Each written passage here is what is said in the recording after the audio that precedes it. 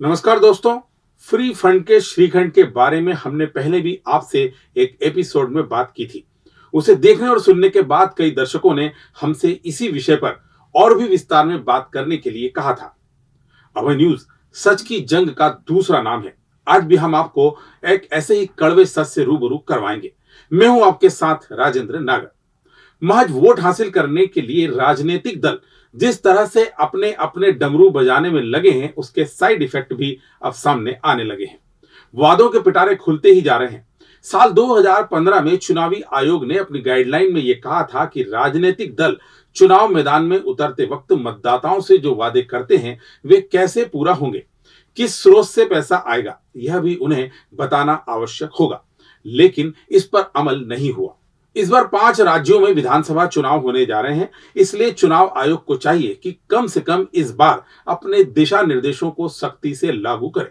अब देखिए जनता कैसे बेवकूफ बनती है, हम आपको बताते हैं। मुफ्त के वादे के साथ पंजाब में आम आदमी पार्टी सत्ता में आई, पर वहां अब पैसे की कमी से बोर्ड और निगम को जूझना पड़ रहा है।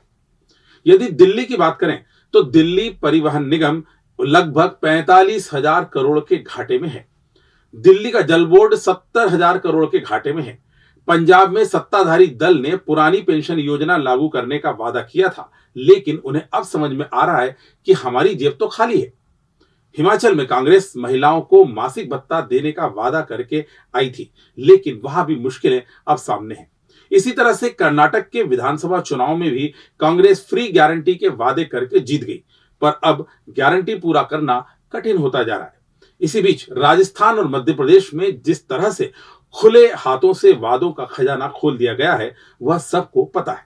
लाडली बहना हो या गैस सब्सिडी, किसानों की कर्ज माफी हो या बिजली बिल में कटौती, सब कुछ सिर्फ और सिर्फ वोट की राजनीति है। राजनीति से अब सेवा शब्द गायब हो चुका है। बस सबका एक ही उद्देश्य है कि किसी भी तरह से सत्ता हासिल की जाए। इस सारी प्रक्रिया में अंत में नुकसान जनता का ही होता है। या तो वादे पूरे नहीं हो पाते हैं, और यदि कुछ हो भी जाते हैं तो कुछ वर्ग को ही उसका फायदा मिलता है। शेष को टैक्स और महंगाई के बोझ के मकड़ जाल में फंसना पड़ता है। अब सही वक्त है जब मतदाता नेताओं से यह पूछे कि उसके द्वारा किए जाने वाले वादे आखिर पूरे कहां से होंगे।